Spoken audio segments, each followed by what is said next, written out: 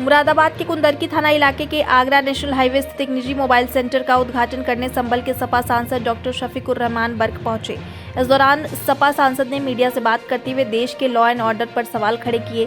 सांसद शफीकुर रहमान ने कहा कि देश के सभी लोग अमन चैन चाहते हैं, लेकिन इस सरकार में मर्डर हो रहे हैं, मॉब लिंचिंग हो रही है और बेटियों के साथ जुल्म हो रहा है। सरकार का मतलब होता है लोगों को महफूज रखना, लेकिन छोटी छोटी घटनाओं पर गोली मार दी जाती है। पुलिस क्या कर रही है? उन्होंने आगे कहा कि जिंदगी महफूज है तो निज़ाम ठीक है और जिंदगी अगर महफूज नहीं है तो निज़ाम ठीक नहीं है। वहीं एक सवाल पर सपा सांसद शफीकुर रहमान ने कहा कि खासकर मुसलमानों के साथ ज़्यादा जुल्म हो रहा है और ऐसी वारदातों से देश का नाम बदनाम होता है। उन्होंने आगे कहा कि पुलिस अपनी मर्जी से काम कर रही है और देश का निज़ाम बिल्कुल भी ठीक नहीं चल रहा है। हुकूमत का मतलब ये नहीं होता। हुकूमत का मतलब ये है कि जितने भी इंसान इस देश में रहते हैं वो किसी बिरादरी किसी कौम के हों, हिंदू हो, मुसलमान हो, जाटा हो, किसी बिरादरी का हो आदमी, लेकिन हर आदमी अमन और शांति चाहता है। ज़िंदगी उसकी महफूज है तो है, इंतज़ाम है, और ज़िंदगी जब उसकी ख़तरे में है तो फिर मुल्क का इंतज़ाम ठीक कहाँ है। तो इसलिए इस सरकार का सबसे बड़ी कमी ये है कि यहाँ पर मर्डर बहुत हैं और मोबाइल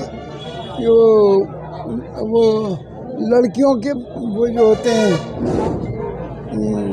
लड़कियों के साथ, जवान लड़कियों के साथ जो है जुल्म ज़्यादा हो रहा है। उनको ले जाकर बहरहाल उनके साथ भी ज़्यादतियाँ होती हैं और आम तौर से मुसलमानों के साथ तो जुल्म हो इस देश में है ही, लेकिन हमारी गवर्नमेंट बहरहाल इस निज़ाम को ठीक नहीं कर रही है।